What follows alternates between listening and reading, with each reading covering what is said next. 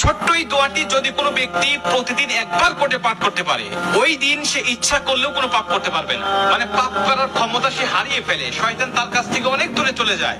নবীজি বলছেন, যদি কোনো ব্যক্তি এই দোয়াটা মাত্র একবার পাঠ করে, যেদিন সে পাঠ করবে ওই দিন শয়তান চিৎকার করে কাঁদতে থাকে, চিৎকার করে আওয়াজ দিয়ে বলতে থাকে যে আজকে সারাদিন তুই আমার ওয়াসওয়াসা থেকে মুক্ত হয়ে গেলি, আমি ইচ্ছা করেও আজকে তোকে আর ধোঁকা দিতে পারবো না, তুই আজকে আর কোনো প্রকৃষ্টের কাজ করতে পারবি না, তুই সেটা আমার কাছ থেকে মুক্ত হয়ে গেলি।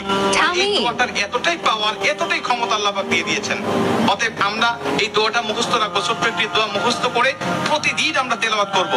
আমরা কিন্তু অনেকেই আছি পাপ ছাড়তে চাই, কিন্তু আমরা এমন কিছু দেখি বা এমন কিছুর সম্মুখীন আমরা হয়ে যাই, ওটা দেখার পরে আমরা নিজের উপরে নিজের কন্ট্রোলটা হারিয়ে ফেলি, তখন আমরা পাপ করতে বাধ্য হই বা পাপ শয়তান আমাদেরকে করিয়ে ফেলে। এজন্য যদি আমরা প্রতিদিন অন্তত ফজরের নামাজের পরে এই দোয়াটা যদি পাঠ করতে পারি, তাহলে আমরা কিন্তু শয়তান থেকে মুক্ত